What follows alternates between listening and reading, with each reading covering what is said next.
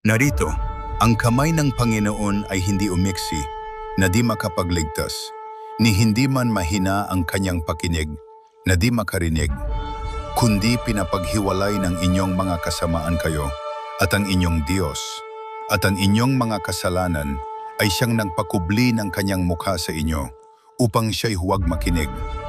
Sapagkat ang inyong mga kamay ay nadumhan ng dugo, at ang inyong mga daliri ng kasamaan. Ang inyong mga labi ay nangagsalita ng mga kasinungalingan. Ang inyong dila ay nagsasalita ng kasamaan. Sila'y pumipisa ng mga itlog ng ahas at gumagawa ng bahay gagamba. Ang kumakain ng kanilang itlog ay namamatay at ang napipisa ay nilalabasan ng ulupong.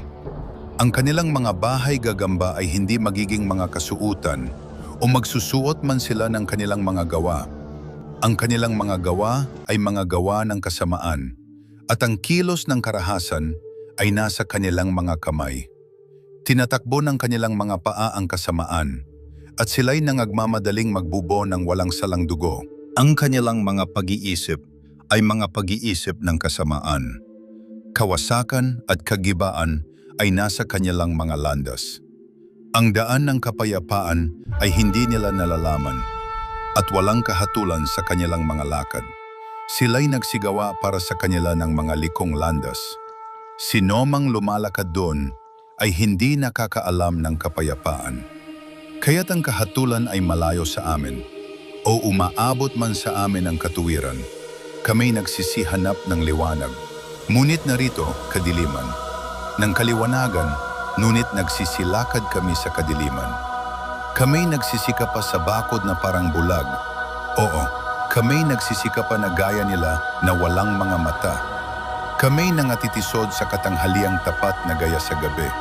Sa gitna ng mga malakas, kami parang mga patay. Kaming lahat ay nagsisiungol na parang mga oso at lubang dumadaing na parang mga kalapati. Kami nagsisihanap ng kahatulan, ngunit wala, ng kaligtasan, ngunit malayo sa amin. Sapagkat ang aming mga pagsalangsang ay dumami sa harap mo, at siya'y nagsuot ng katuwiran na wari sa piyaw, at ng turbante ng kaligtasan sa kanyang ulo, at siya'y nagsuot ng mga bihisan ng panghihiganti na pinakadamit, at nagbihis ng sikap na wari balabal.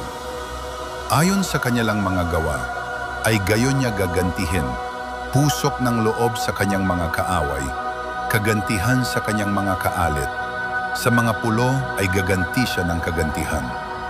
Sa gayo'y katatakutan nila ang pangalan ng Panginoon mula sa kalunuran, at ang kanyang kaluwalhatian ay mula sa sikatan ng araw, sapagkat siya'y darating na parang bugso ng tubig na pinayaon ng hinga ng Panginoon. At isang manunubos ay paroroon sa Sion, at sa kanila na nangaghihiwalay sa Jacob ng pagsalangsang, sabi ng Panginoon.